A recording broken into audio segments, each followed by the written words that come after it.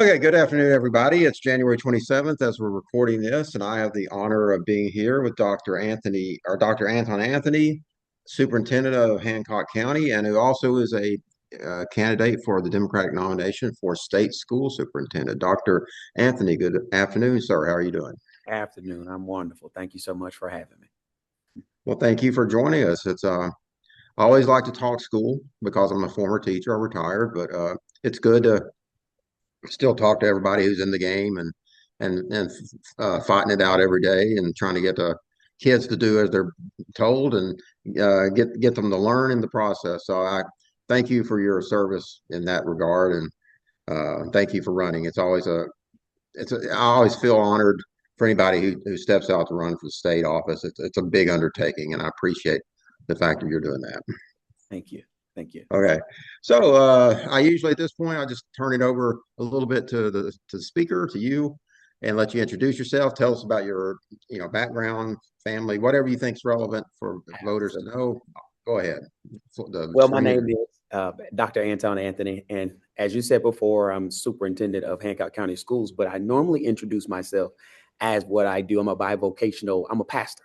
So, and I introduce myself like that because it determines how I lead, just serving. If the higher you go in positions, it's not about power, it's truly about serving others.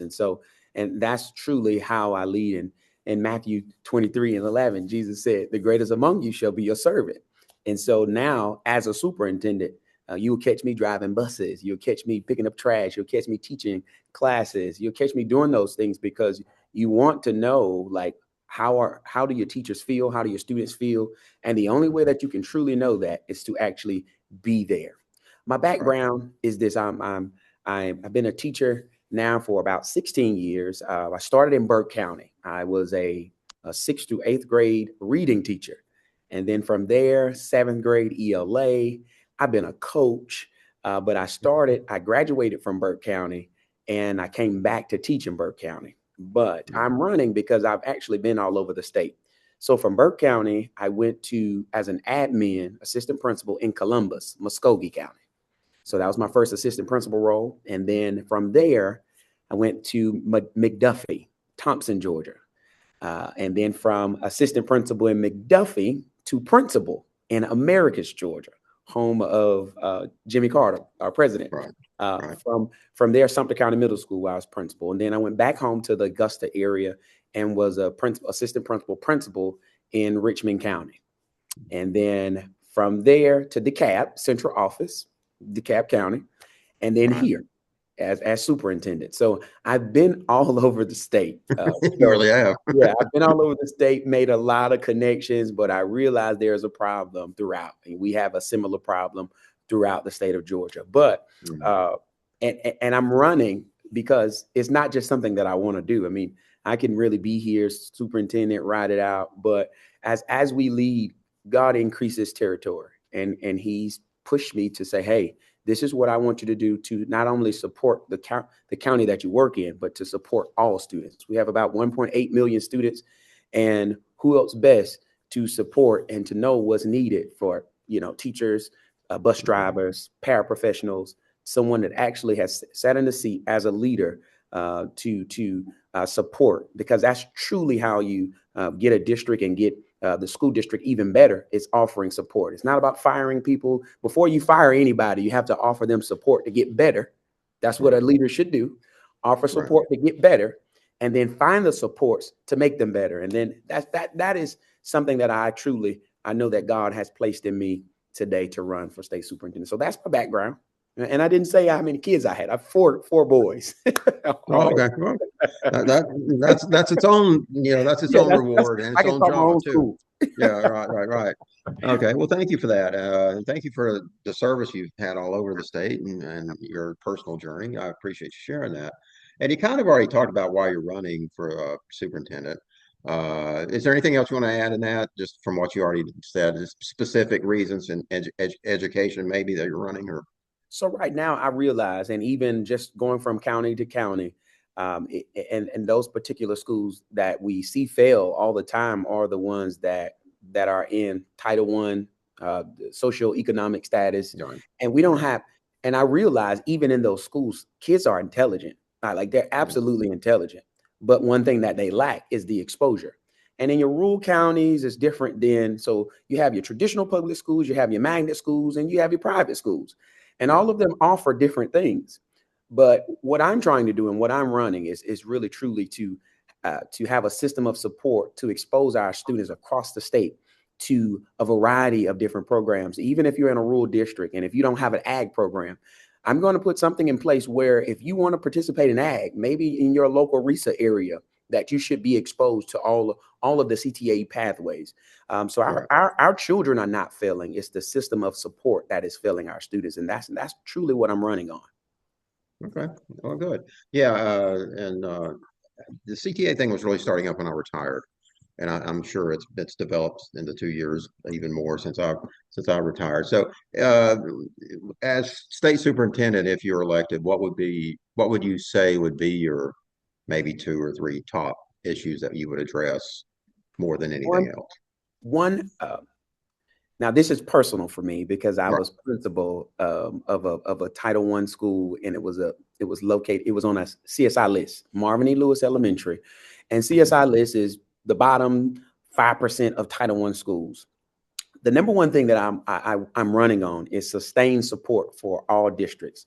The thing that would happen to me personally, as well as the school and the district, our district, is that once you are identified on this list, they offer temporary support. And what we received was temporary funding. And with that funding, we were able to get, personnel, an Hmm. MTSS specialist for K2 and 3-5, as well as an at-risk counselor for behavior. We were able to get off the list in a year. When we got off that Good. list, the money disappeared. And Yeah. so we have to find a better way to be proactive to support schools. And 72%, according to Godot's numbers, right? So 72% of our schools are located in Title One. They're all Title One, 72%. And so we're the leadership now, we're quick to identify schools of failure, but we're not quick to be reactive to supporting them. So we never get on that list. So that's one, sustained support, and as well as exposure and opportunity for our students. So regardless, wherever your zip code is, I feel and believe that the education that you receive shouldn't depend on where you're growing up. If a student is interested in vet tech or ag or welding, it shouldn't depend on if you are in a metro area or if you're at a magnet school. If you're interested in the arts, that should be accessible to every student in the state of Georgia. So those are the two things that I'm running on as your future school state superintendent. Yeah, I always have trouble saying that. I'm just like, it's such a long title, state superintendent. I Yeah. mean, it really just kind of drives me crazy sometimes. But yeah, I thank you for that answer too. Now we talked a little bit already about the support system that schools can have or may not have. Um, a couple of things are within a state superintendent's power. Some things are just you can kind of influence. Just wanted to get your opinion on a couple of things. Right now, as state superintendent, what do you think should be done about base salary for teachers? Should there be adjustments made, or what do you think about that? Just in So one of the general. things I do believe the salary scale needs to be looked at and adjusted. If you ever had a chance to look at the salary scale that the state of Georgia offers, you can kind of see that it stops at year 21.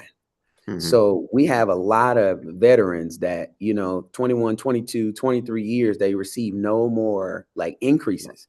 So what's the benefit for a teacher that has 20, 22 years of experience or 30 years of experience to stay in educate? And we should be wanting to retain our teachers. And so, of course, the steps needs to increase, the salary needs to increase. And when the veteran teachers leave, and then you have young teachers, who's there to support them? And that's what I'm running on because there's a lack of support. We have TAP teachers that have a lack of support in the classroom. So a veteran teacher can tell a novice teacher, hey, I've seen this 25 years. And let me Hmm. tell you what you're about to face. Your rituals or routine, they're off. And let me tell you how to support. And that veteran teacher probably just learned it from trial and error at year 15. But Yeah. if that teacher, he or she is gone and no salary increase, I'm gonna be honest, I probably will retire too if there's no benefit financially to Mhm. support. If I can retire and get about the same amount, with Social Security or whatever the case may be, I'm out of there. But Yeah. that's the first thing, and I think that the state superintendent needs to advocate when it comes to, there's going to be a new governor. Just talking to the Mhm. House, just, hey, this is, if we want to retain good teachers, if we want to stop to see this turnover that's going to continue to happen, because education is tough. It's like we're serving in the military. You served in the military. It's like we're Yeah. serving. So Oh yeah. Oh yeah. at least make it worth our teachers while when it comes to supporting our kids. Because I drive a school bus, and we always say these are the most precious cargo that we have in this world. And so if you want the best teachers to support our best cargo, we have to take care of them, and that's through salary and benefits as well. All right. And you mentioned the fact that you still drive a bus. Non certified staff often get overlooked. What are the needs there that a state superintendent can bring for bus drivers, cafeteria workers, parapros, et cetera? Advocate for our bus drivers. We're advocating right now for us to receive actually more state funds for bus drivers and paras, because right now, I mean, we're not. The cost of insurance has went up for Mhm. bus drivers and paras, $22,000 that districts have to pay for, but and you still have to pay for the insurance from the employee side. Yeah. So Yeah. that is going up, but their salaries are not going up. So you're paying $400, $500 for a family insurance, but my salary as a bus driver hadn't, increased. So Mhm. that's something I think, even just as teachers, if you're going to fight for teachers, you have to fight for bus drivers. And I'm driving alongside them every day. I'm not asking for pay when I drive because my babies have to get to school, but Yeah. I know the reason why we can't get drivers is because there is not a big pay when it relates to, driving a bus. Yeah. And besides that, a lot of this goes back to, I mean, funding in education is really complicated.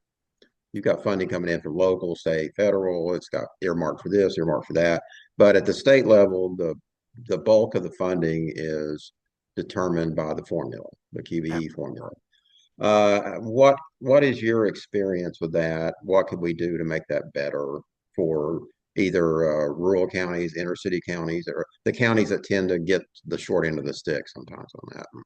So this is my push, and I guess this is probably going to be one of the first push that I'll make. Even talking to the governor, there's a big push on uh, dyslexia bill. They have a House bill of literacy bill, numeracy bill. All of these bills, in order to truly support that funding, needs to be looked at when it comes to, if you want to improve schools, you really truly need to have a smaller class size.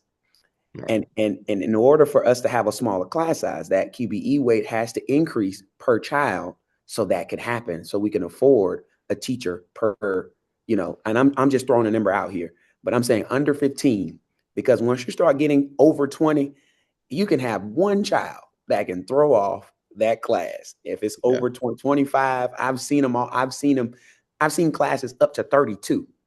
There's no way that you can effectively teach and manage 32 kids in a classroom. I try to do it in church and Sunday school, and I'm telling you, I'm like, Lord, I know this has to be my calling, but my God, this is why I don't have any hair. So, but that funding has to be increased, even to include wraparound services. We need an MTSS specialist at every school. We need counselors and interventionists, because behavior is a thing. Our kids go through trauma every single day. Like when they go home, and we talk about poverty, there's some things happening to these kids now that I had no clue. Nothing happened to me. I had to be sheltered, but just to hear that the things that our kids are now experiencing and fighting and going through because social media and all of these things. So the QBE weight is the first thing that we have to look at to increase to lower class sizes and to increase wraparound services to every district, if not every school. Thank you. And like I said, it's a complicated thing where you have the state funding. The federal government plays a role, and of course, that's not within your purview as a state superintendent. But there is this idea. Well, it's not. It's more than an idea. It's actually taken root in Washington under the current administration that we should get rid of the Department of Education and just do away with it at the federal level. From your experience, how would that impact our schools here in Georgia if something like that were to happen? Well, this is what in education, you have to always be ready, because anything can happen. They can say they are going to take your funds tomorrow, and then you may not be able to, operate. And so what needs to happen, if that and when that does occur, that at the state level, we need to have a better checks and balances.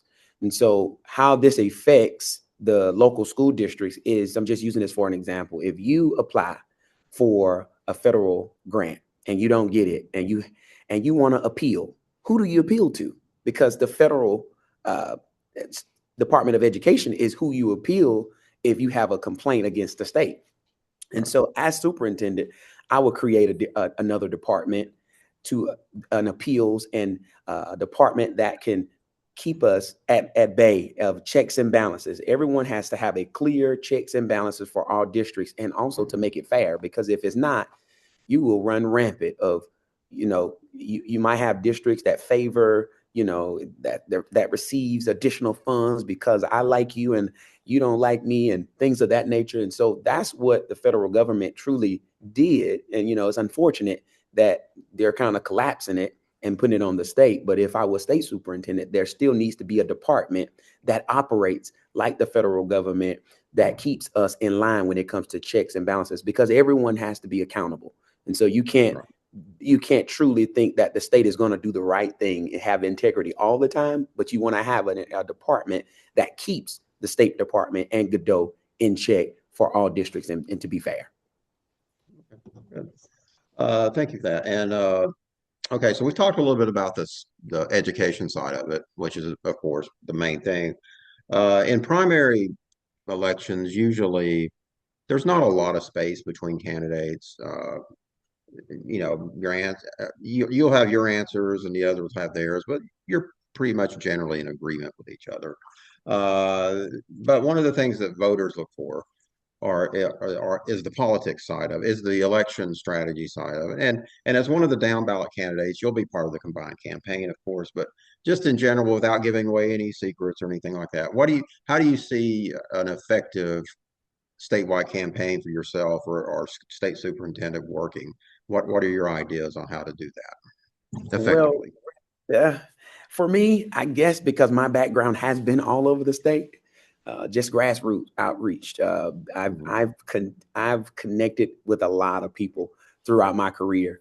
Educator to educator messaging. I've been rural and small districts.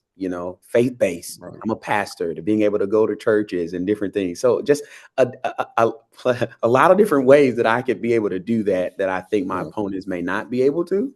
But to each his own. I don't want to give away all my secrets because they may use it.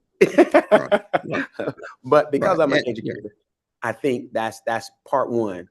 Knowing that, at least hoping for the best by being in the race every day, being a teacher, being in the classroom, being hands-on. I know for a fact that none of my opponents are probably driving buses.